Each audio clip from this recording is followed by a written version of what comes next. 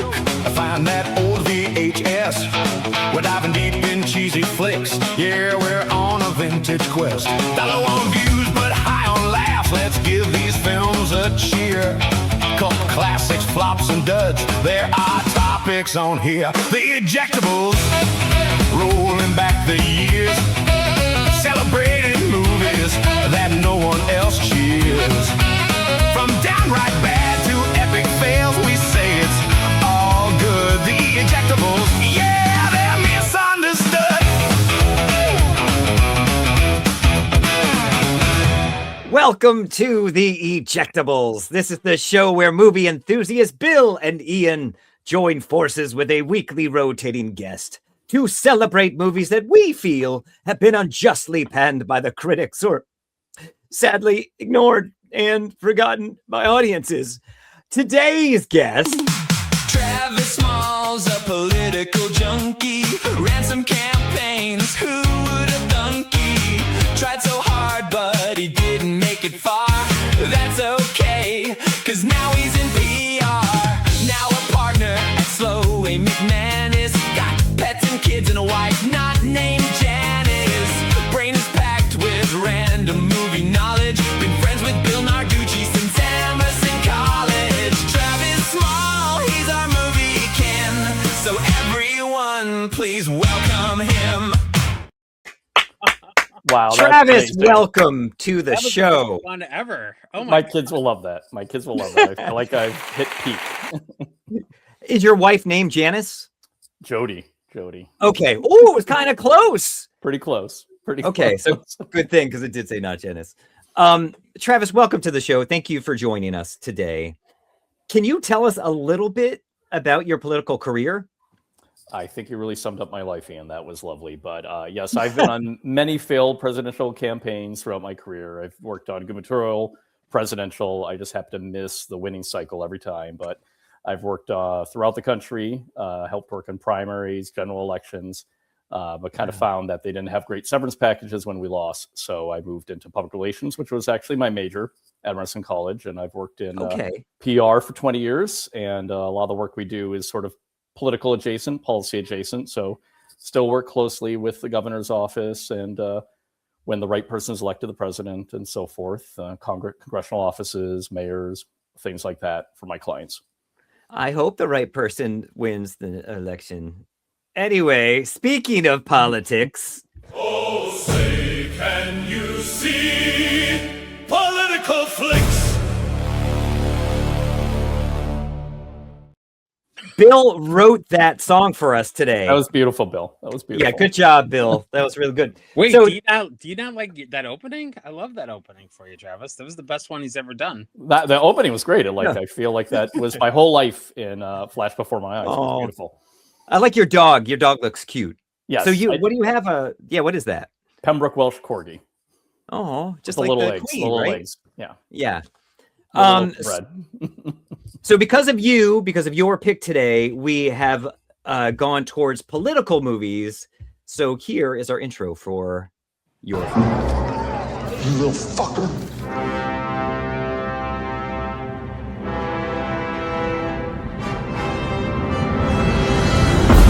Do not eject. Do not eject. Do not eject this.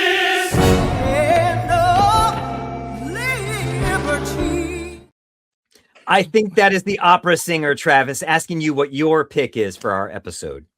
My pick for this episode is Bob Roberts. I don't know if I would necessarily call Bob Roberts a flop per se, because it was Tim Robbins' directorial debut. But I don't think unless you're a real political nerd, it's really well known by those in the general audience. I think if you ask most people on the street what Bob Roberts was, I don't think they would know what it is. But it is a great politico faux documentary film. I think some of its themes really resonate still today. I kind of rewatched it recently, and it sort of disturbed me how on the point it was, although it was a reaction to the Reagan era at the time and his sort of disenchantment with, personality politics, white conservatives at the time. I think kind of sort of the co-opting of celebrity without really a lot of substance. I think it still holds true 25, 30 years later, maybe even more than it did when he made it. Well, let's go to the trailer and continue talking about it. Next little little ditty is dedicated to you. Bob Roberts. Bob Roberts is creating quite a sensation in his Pennsylvania election tour. He was a man that not only had a brilliant mind and a wonderful wit, but could also sing. Wall Street rap. He's amazing. He's a poet and a genius. Get tough, get right, try to get some sleep at night. Try hard, get harder, love to win, live to fight. Bob Roberts is Nixon, only he's shrewder. Home the town, love the best, don't share the treasure chest. If you cheat, get away, lead them down and out. I get vibrations from Mr. Bob Roberts of a very disturbing sort. You got to hop on and go. Take a little fire and Pave the way for a rebel's path to Washington, D.C. you got to hop on and go. Take away the fire and Bob Roberts is not going to be stopped. And man, you better watch out, because he's headed straight for Washington. Excuse me. I have to go pray. Wake up. Vote Bob. Thank you for your vote.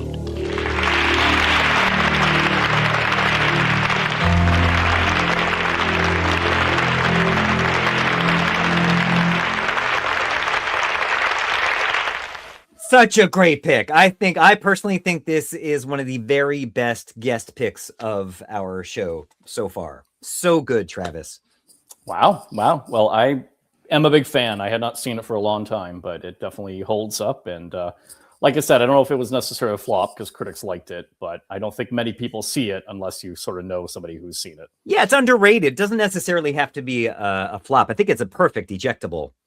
I saw this at the theater. I had the VHS tape. I loved this movie when it came out. And I think it totally holds up in these crazy times. And I think it's as funny as it is powerful at times. It's such a good movie. Yeah, and it's got a lot of themes that still resonate. It was actually Jack Black's sort of acting debut, which was sort of, I think the one thing that's fun about it is just he pulled in all his sort of friends and all the cameos and the different broadcasters and sort of know-nothing newscast folks. Alan Rickman has a great role in it. He's just he actually helped fund it. Did he? Oh, that's right. Yeah, he funded the campaign in the movie as well. So he just is over the top, kind of channeling that sort of German villain again or whatever in the background.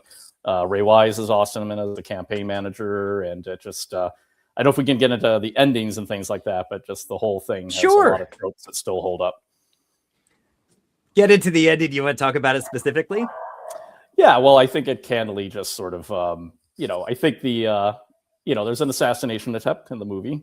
His polls are starting to fall due to a little SNL scandal after he tried to pin a sex scandal on Gore Vidal's character, which is sort of the washed up senator, the ex-hippie from the 60s, trying to still hold on to democratic ideals while compromising himself in Washington. And, his polls are down, Tim Robbins' character, Bob Roberts, and, ultimately he decides, there seems to be a very real assassination attempt right after an appearance in sort of an SNL-like show, which was hosted by John Cusack, actually, which is from Bill's movie. Has kind of a funny character in that. And, you sort of find out after, keep going on with this faux documentary that he's in, that the assassination attempt, by I'm going to butcher his last name, but also very good in it. Esposito, is that Esposito? That's Esposito. Yep, that's Esposito. Yeah. Really good in it too. The assassination attempt was not real. You actually see at the end because he's a folk singer and he's performing at kind of a DC gala fundraiser after his election because he wins. He's tapping his feet. The camera sort of zooms in on that. And then at the very end of the movie, there's a great scene where all the sort of fanatics, his movement is called the Truth Movement. You could see some parallels to the Meg movement. They're camped outside and they sort of at the end see his silhouette sort of walking past the window. And rather than getting upset, they were sort of ecstatic that he's getting away with this big lie. And, at the end, Jack Black even has the Bob Roberts name either written or, sort of tattooed into his head. So there's just a lot of good stuff that still holds out, a lot of foreshadowing. You even kind of look at what goes on there. And at the time you saw the movie, you're like, well, this could never happen. They could never fake an assassination attempt. And you watch it today and like, oh, it's sort of quaint compared to the times we're living in now. And I'm thinking back because like you were saying, like the Jack Black character, they're kind of MAGA-esque. Yeah. Were there people like that in that time in the Reagan era? Well, I think Reagan had sort of, celebrated Wall Street. I think obviously, I think it was a very male-dominated sort of time in the 80s. We'll watch sort of Bill's 80s throwback movie soon, but it has sort of definitely sort of that vibe. And I think what it is sort of maybe young white men who feel like they haven't necessarily made it, or they're looking up to Bob Roberts the way he made it. He's sort of a celebrity. He's a very successful businessman, Wall Street. But also see some of these characters and definitely some disenfranchised, lower middle white individuals as well who become very fond of him. It's also interesting because it's a race in Pennsylvania where it's heated, and somebody who gets elected and then turns out who he's not really who you think he is. That sort of recently happened in Pennsylvania as well. So it's just, a fascinating film, and the documentary style is good too. I mean, I would say the ending's a little bit of a mess and leads sort of a few things up to interpretation, but I always think these movies are difficult to end. It's so good. What do you think, Bill? I definitely think it's about Reaganomics. I think it's probably like the film's a relic of the 80s, and it's definitely the Bush years. I didn't really see the parallel between the MAGA. The music is awesome, but unfortunately, you learn stories about people over the years, so it's hard for me to be preached politics by a lot of people in the movie that are not the greatest people ever. But definitely, it looks like whoever shot it. It's absolutely beautiful. Like it looks like PA. Who's that guy? Who's the guy that shoots all those political things? I was going to choose the candidate. Yeah. Errol Morris, like kind of an Errol Morris documentary. I mean, it does look great. Film. Do you know how hard that is? They're covering so much stuff. Things are lit. He just shows what an amazing director he is. It's so hard to find this movie. It is so hard to find. I watched it on YouTube, the worst transfer ever, because I couldn't find it anywhere else. I had to watch it on Vimeo too. I couldn't find it streaming anywhere. You found like a good quality on Vimeo? Decent Vimeo link, yeah. I should have shared it with you. But I rented it at Movie Madness in Portland, and it's absolutely stunning. It's only on VHS. It's not on Blu-ray. That's crazy. It's crazy that he's never really directed. I mean, after Dead Man Walking, which is Dead Man Walking's amazing. One of the best movies of the 90s. Agreed. Yeah, as good as Shawshank Redemption. I'm shocked he didn't direct more, Yeah. And I guess they wanted to release initially the soundtrack to sell the soundtrack, but he didn't want these songs taken out of context or used out of context. So he said, no way. Yep. I don't blame him. Anyway. Johnny! Do not eject! Do not eject! Do not eject this! Don't!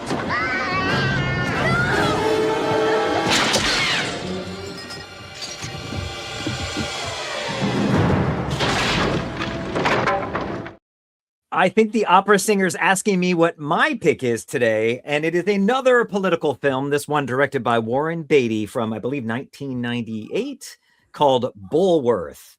Let's hop into the trailer, and then we can continue talking about it.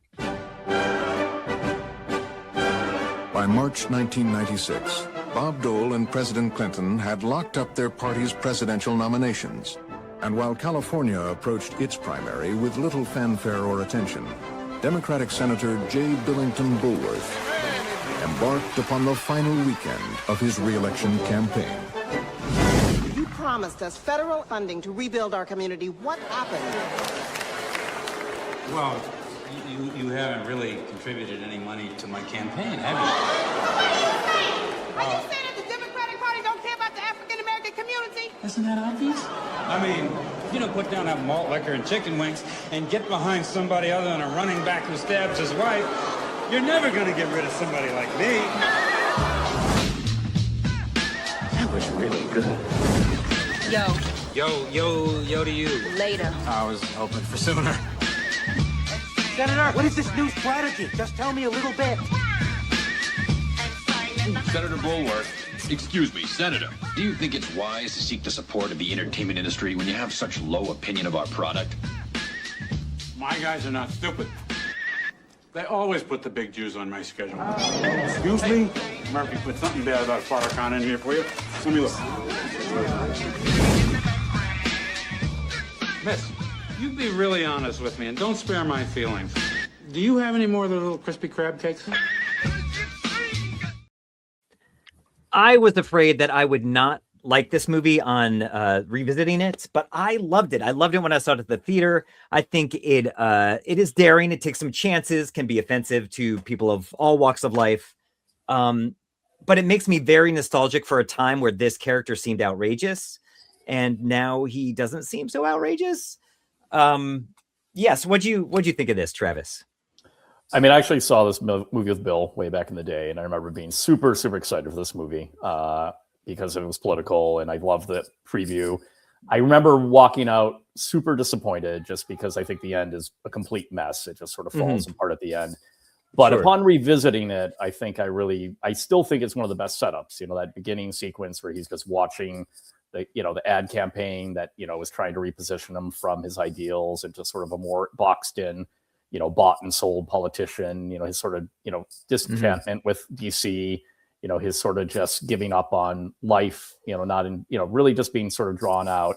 And I think, I came to sort of appreciate, I thought Halle Berry's performance was great in it. And I think just sort of, I think it's one of those movies where maybe the first 1/2, 3/4 of the movie is actually really, really good. And then I still think it falls apart at the end. And I do agree. I mean, I think some of these things sort of really resonate. And I think, we can talk about the plight of the Democratic Party right now, but if you look at the challenges the party's having right now, some of these things have not been resolved. And it definitely got to play out in the most recent presidential election because they were not necessarily seen as giving any sort of, they lost African-American vote. They lost, Palestinian Muslim vote. Yeah, they lost a lot of these votes because they didn't seem strong on these issues. So I think there's still a lesson to be taken from it. And you got to give it, like you said, because they really dive into the character. So I think I appreciate it a little bit more upon rewatching it recently. Well, like you said, I love that it doesn't necessarily choose a side. It kind of says everyone, they're all pretty flawed, and this is how they're taking advantage of everyone. Everyone's owned by the various, money people. But yeah, it's really interesting. Bill, what'd you think? I think that the people that are devotees of our current president, I think they think he's Bulworth, and he's, I think that's what I'm thinking. They think that but they're the ones that are getting screwed the most. So Warren Beatty made Reds at Paramount for Barry Diller. Barry Diller was the president of Fox. He greenlit the movie and then he left. And Fox was like, what the fuck is this movie? They didn't even want to release it. The trailer killed. I've never seen a trailer killed like this. Running back joke and stuff like that. So you think the whole movie is going to be like this. What I also love is that he had one of the greatest cinematographers ever, Vittorio Staro, and then he had Morricone do 5 minutes of music, and it was $3 million. It was crazy. I guess he had an hour-long score, but they only ended up using 5 minutes, which is insane. So when he makes a movie, it's it's and also I think one of the greatest production designers worked on it also. It's just my only issue is that it was just a little gross with Warren Beatty and Halle Berry. And then when you live in Hollywood, you've heard Warren Beatty stories. Yeah, it seemed a little bit like they were just sort of serving focus groups there. It didn't actually necessarily advance the story. I liked it more. Yeah, I didn't like that either. Yeah, I mean, also, I think, again, because I did a lot of staffer work on campaigns, I love the Oliver Platt character and just his exasperation.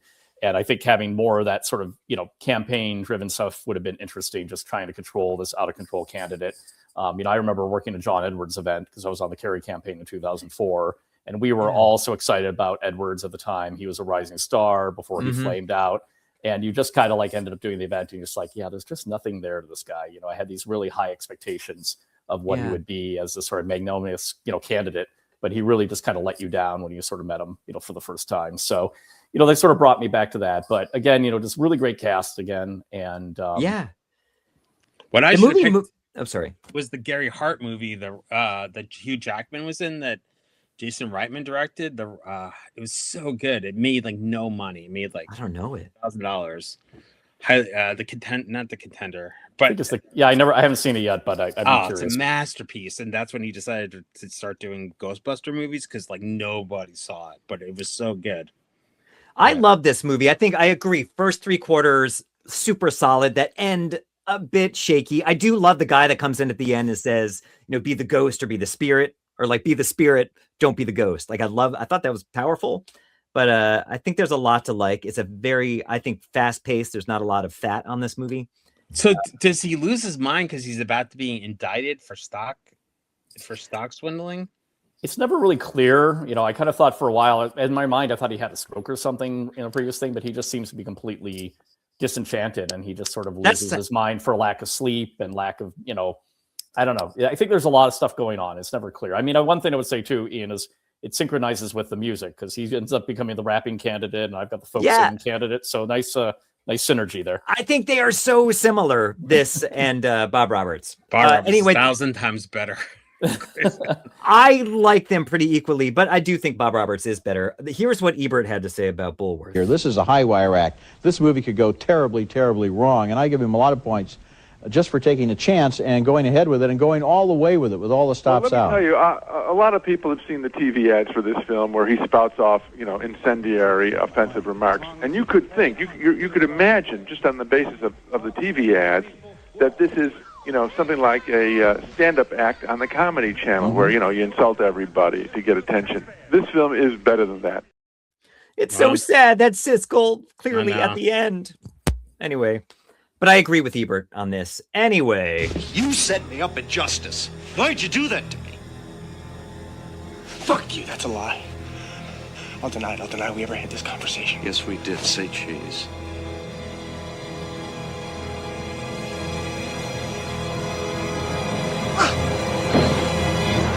Do not eject. Do not eject. Do not eject this. Tell me this isn't about me coming out ahead of you. No spoilers. I know. No spoilers. It's a better movie. I mean, there's a few other scenes in the movie. Bill, what's your pick today? That was the opera singer asking you. It's Paramount Pictures 1990 True Colors.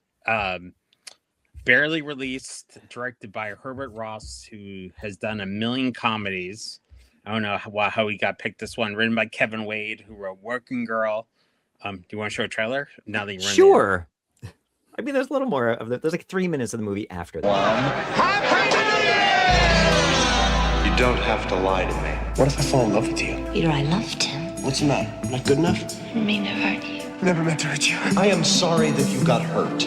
It was the dawn of a new era, of a friendship It's just a dead, maybe on your car, farmer, but I'm on it in the heart. that began by accident. First you go to law school, then you turn into a sleaze bag with no regard for the truth. Tim Garrity was born with all the advantages. Hello, handsome. Hello, beautiful. I got a great idea. Come up here New Year's Eve. You sure it's not too private a thing? Peter Burton would do anything to get them. It's like the National Review come to life in there. Are you impressed by that? Yes, I am. They say great men are embraced by thousands of strangers. I want to be great. We may not always get what we want, just so as we don't get what we deserve. Hey. I don't think any of those little looks you've been dealing me add up to you actually doing anything. You're wrong. Each made a choice. I resolved to be elected to Congress within 10 years. You got some way to cure this country's ills nobody's thought of? One is looking for power. I feel my time is now. I wanted you to be in a position to do us a favor. Now you are. I've been with Diana. I'm gonna ask her to marry me. So that's your own relationship with Styles. You're marrying his daughter. Going out and introduce you, and then our deal is done. The moves on this kid? It's no move, that's a crime. The other is looking for justice. Did you blackmail the senator? Tim, I played hardball, yeah, but I never threatened to use it. Come on. He's tied into racketeering, bribery. I'm just doing my best to get us both where we want to be. We think he's set you up. He's a crook. It's a brand new day in America, man. Don't get caught. Let me go after him.